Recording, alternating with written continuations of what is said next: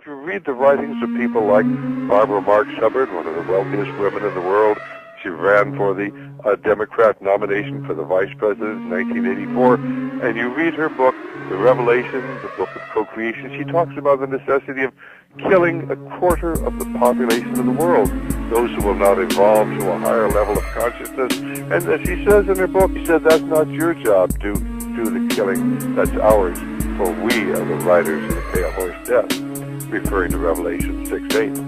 𝗍𝗵𝗿𝗆, who was one of the founders of Earth First, financed by the great foundations and by people of great wealth, talked about getting the world population down to 100 million. All they need is enough people to serve them and their desires. These are the elitists. They have a different worldview. Do you really want to have them controlling your destiny and the destiny of your family? One is maintain the world population at 500 million in constant balance with nature, which doesn't sound too bad until you realize that we've got over 6 billion people in the world, and if we're going to maintain the world population at 500 million in constant balance with nature, we're going to have to kill off about 90% or more of the world's population. Today's population is 6 billion. They want to maintain humanity under 1/2 billion. Looks like a lot of people got to die for their plan to work, which is, by the way, the plan. Jacques Cousteau said we'd have to eliminate 350,000 people a day. 1/3 of a million people a day would have to be eliminated to save Mother Earth. Bill Clinton said we need to reduce the population of the Earth to 1 billion. There are a lot of folks who would like to reduce the population of the Earth. A magazine called the Omega Letter says that there is only one obstacle to world unity: Christianity. It goes on to say that Christianity claims supernatural knowledge and divine revelation, and therefore should not be tolerated. Gus Hall, the former leader of the Communist Party in America, said, "I dream of a time when the last congressman is strangled to death on the guts of the last preacher. And since the Christians love to sing about the blood, why not give them a little of it?" A New Age group calling itself Solar Questers writes, "These are wondrous times because the world has gone through this terrific experience as it spins slowly back to its rightful orbit in the position that it should be in the heavens. And as this happens more and more comfort and well-being will come upon this world, and those who hinder will be removed, liquidated. They must be wiped clean off the face of the earth."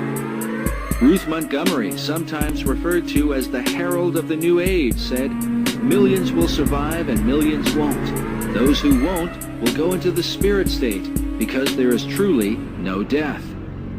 The authors of a New Age pamphlet titled Cosmic Countdown claim to have received messages from a higher intelligence. The pamphlet says the world should be forewarned to be on the lookout for the decimation of populations. These peoples will eventually be replaced by the new root race about to make its appearance in a newly cleansed world. Aleister Crowley taught that a global massacre would be necessary to bring about the New Age. He wrote, "There is a magical operation of maximum importance, the initiation of a new eon. When it becomes necessary to utter a word, the whole planet must be bathed in blood. Before man is ready to accept the law of 𝗏𝗏𝗏, or will, the great war must be fought. This bloody sacrifice is the critical point of the world ceremony of the crowned and conquering child as Lord of the Eon." I have been a one-worlder all my life. I believe in it. I believe in a global village. All this language is all leading us into a new way of living, and it's wonderful. We've got to allocate dwindling resources, or we're going to go extinct. We're going to kill each other off. It's our only chance. And have you noticed the quickening of things taking place on your planet? The quickening of the old ways being tossed out and shaken out? Because it is the earth making the way for the new energies. The new way is going to be the Christ consciousness. We are going into a new era of new frequencies, and all of us are going to have to adjust to this because it's evolution, and we don't have a choice. So if you know that, then I guess the next thing to say is, how do I prepare? We genetically manipulate children to create super children, which are prophets, and they will make decisions for us in the future. And if you find someone that can know the future, they can make an informed choice. They can make the right decision about the totality of our existence. They can allocate resources efficiently. We call these children the Antichrist. I'm Antichrist. It's not one person. It's what you think. It's not on the forehead. It's in the forehead. This is going to bring us this energy that the ancients called the serpent energy. And Gaia is going to be a conduit for this energy that is going to be activated through the grids on Mother Earth from the sun. And once the grids are activated and the serpent energy starts moving through Gaia, I think that this energy is going to be everywhere. And we are going to be a conduit for this energy. And if we've done the work, then perhaps we're going to be lucky enough to enlighten. For I don't think everyone will enlighten. I just think that's going to be for a very few people that have done all the work. Certain individuals that do the work are the perfect conduit for this serpentine energy that comes up through Mother Earth. Snakes started coming in through the jungle. I had visions of snakes, and they would look at me and then immediately start savagely like going inside my body and like eating my organs, like going down my throat and eating their way out and like exploding through my body. And I know enough from psychedelic experiences to just witness and allow and just let it happen, you know. But then it just continued to build. And so what happened next is this giant organic flotilla of like snakes and feathers comes, like a giant, kind of like an organic mothership comes. And it hovers over my head and it's living. It's like a living mothership, right?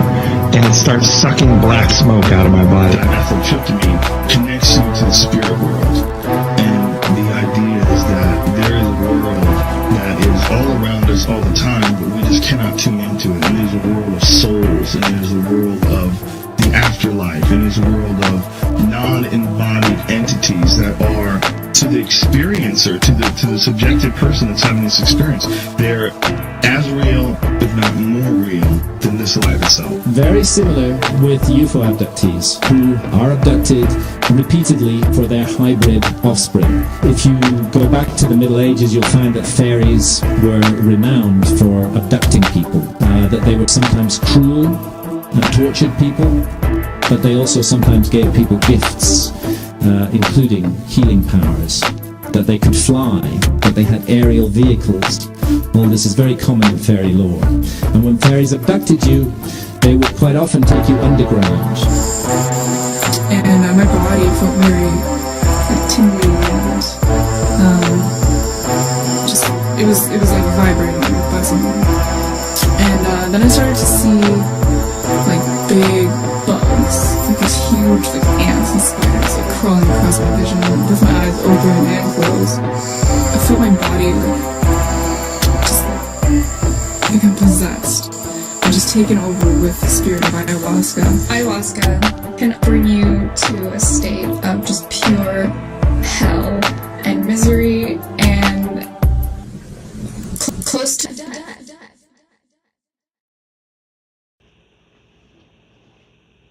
The future of the human race is a merger of man and machine. We are already several phases into this master plan, and humans are not aware, as it's intended to move slowly as to not cause a disturbance or awakening in human consciousness, as it has already been heavily integrated beginning in ancient times. Of course, there will be many casualties along the way. You pay for equipment to be installed in your home that will monitor and track you, giving up privacy for the sake of convenience. By limiting human freedom and uniqueness, it's easier to control the population. A transhumanist future intends to merge the vast expression of life into one singular being. A transhumanist future doesn't include diversity, but oneness as the end goal. We are going to remake ourselves, and it's very difficult to deal with because it will rip free all of the anchors that have until now told us who we are as human beings. This body is not sacred. The way we are is not some kind of God-given plan. It's really a pure random accident. We take two sets of genes and we shuffle them and something comes out. Sometimes it's a wonderful product, sometimes it has a hole in the heart, sometimes it has psychosis or tendencies towards extreme anger. It's random. There's not a plan there that we're thwarting. So genetic engineering seems to be one of the most moral things we can do. A single species is defined by the isolation of our genetics, reproductive isolation. But when you begin to take genes from different species, to mix together all of the genetics that is available among all animals, and also to design new alterations to the genetics, well, reproductive isolation really doesn't have much meaning anymore. You can imagine all sorts of forms and that will evolve in the future. Our bodies could be beautiful electronic designs that shimmer prismatically in the morning light, could change forms and totally mutate into some fluid type of luminescent snake-like quality. You can rearrange the human body and try to make humans fly like bats fly, not just trying to take an injured human and returning them to normal, but taking a human and making them superhuman, making them go beyond. Our future is not to try and hold back genetic engineering, but to try and use it in a way that best serves us. If our children can be more intelligent, healthier, and live longer lives through altering our genetics, why would we not want to do it? I mean, imagine if other children could live for 2 centuries, and if you could only live for 80 years because your parents believed that it was improper to tamper with human genetics. You would not be pleased with that decision. And all of your classmates were much, much brighter because there had been some biological or genetic manipulation that was possible. I've been reading up on it, and I don't belong in this body. I think I'm trans. Oh, it's all right, darling. I swear. It really is. You know, if it turns out that we've got a lovely son instead of a lovely daughter, then we'll be happy. No, I'm not transsexual. But you said trans. What did we call you then? I'm transhuman. I'm not comfortable with my body. So I want to get rid of it. This thing, all the arms and legs and every single bit of it. I don't want to be flesh. I'm going to escape this thing and become digital. What do you mean? One day, soon, they'll have clinics where you can go and you'll sign a form and they'll take your brain and download it into the cloud. So you want to kill yourself?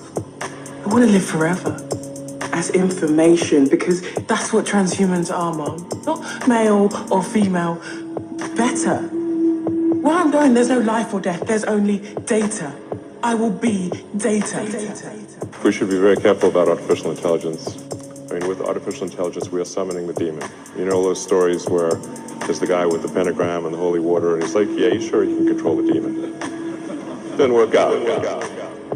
We are going to become gods, period. If you don't like it, get off. You don't have to participate. But if you're going to interfere with me becoming God, we'll have big trouble. And we'll have warfare. The only way you can prevent me is to kill me. If you kill me, I'll kill you. Biblical prophecy said that as we entered into the final phases of the last days, that en masse, man would reject the Holy Scriptures as they were written, would reject Jesus Christ as the Redeemer, and would accept in its place a new Messiah, simply called Antichrist by the Bible. Antichrist is a mimic of Christ in ethics and morality, and he will have great spiritual powers to prove who he is, and that he has come to lead mankind into the next quantum leap of his evolution into godhood status so that he may join the intergalactic civilizations that are out there. This is something to investigate fully, and we are not preaching at you. We are just hoping that you will open your Bibles and read what it actually does say. And we think if you will do so with an open heart and an open mind, you'll find all the answers to the UFO enigma, the UFO mystery, right in the pages of the Holy Bible. Because the UFO is going to play probably the most strategic role of all in the coming delusion that God claims he will cast down upon earth. And in fact, that delusion is already well in operation. The accuracy of the Scriptures is 100%. God himself says that the accuracy of the prophetic Scriptures must be and will be 100%. Not like Jeannie Dixon or Edgar Cayce or any of the other seers and mystics or gurus that we see today. They may be accurate occasionally, but with Bible prophecy, it is absolutely 100% accurate. The Bible prophecy said that the Scriptures would be rejected, that people would consider it a myth, they would mock at it and scoff at it and laugh at it and just reject it out of hand, that the scientific community would opt for evolution rather than creation. They would develop a worship of nature, they would develop an attitude of being gods, and that in the end they would bring in a new religion to worship of Mother Earth, or goddess religion, if you will, a rejection of the scriptures, a rejection of Christ, a rejection of his message, a rejection of the fall, and opting for the multitudinous lies that Satan has been feeding mankind ever since he tricked Adam and Eve in the Garden of Eden. The Bible told us about all of this and how it would all come together and form a Sisyphus in the end and sweep mankind into the arms of Satan himself, that the vast majority of mankind would actually and literally worship the devil himself, thinking that it was God himself. Now, when you stop and think about that, you would say, well, I would never worship Satan, even if I was a non-Christian. I don't believe in Satan. I don't believe in demons, and therefore I do not worship Satan, and I never would. Satan is evil. We have to correct that illusionary concept of Satan. The Bible teaches that Satan does not appear as evil to the vast majority within the world itself. He appears rather as an angel of light, an angel of goodness, an angel of love, an angel of wisdom, an angel of knowledge, an angel of healing, an angel to help mankind for merging with the cosmos or going back to whence he came and all that that entails. But it is all a delusion. It is a front. And as soon as the human race has fallen for this last day delusion, the mask will come off and the truth will be actually revealed. Evolution, as is taught today, stands in direct opposition to Jesus Christ, who claimed mankind was created and did not evolve out of the swamps and gases of the universe as it formed the planets and the stars and the galaxies. This delusion is a delusion to damn the human race according to the ancient scriptures. The Bible makes a very, very interesting and very dangerous statement. It says that God would cast down upon the earth what he called a strong delusion. The word strong means effectual, so strong that only those who either listen to the Bible or listen to Christ will escape this coming delusion. This delusion is going to include lying signs and wonders. We're going to show you that UFOs are part of that, strange sights in heavens, contact with aliens. Very, very interesting that this is happening, the UFO, the Roswell incident in 1947, and how it parallels what Jesus Christ said was the final and last generation that would be the end of mankind's probation upon this planet. We challenge you to get back, to go back, or to open up the Bible and begin to read what it has to say about the last days upon earth and about this strong delusion that would come when the sons of God, who landed way back before the flood, who were present in the beginnings of mankind, would return and would do the same things that they did back in those days. We're going to get into those prophecies that Jesus made about the days of Noah and what would happen as we finally close down the last days upon earth of the last generation. This is serious business. To make a mistake here, if you are truly investigating to find the truth, if you truly wish to know the truth, then you have to open your heart to all the avenues that are available to us, all the concepts, all the ideas, and find out that which is most likely aligned to the truth. And then we are to embrace that as the most likely thing. This delusion has been operative for some time. The lies that have been presented to mankind regarding evolution, life in the universe, alien beings, intergalactic civilizations, etc., are all part of the program that the Bible prophecy laid out to entrap those that rejected the message. This is more serious than anything that we can imagine, and yet most people are taking it very lightly. They don't seem to understand what is happening. The prevailing opinion is that mankind was seeded here by alien beings who have periodically come back and made genetic alterations, and that eventually they will come back and guide us into the next phase of our evolution. The Bible stands absolutely opposed to that concept.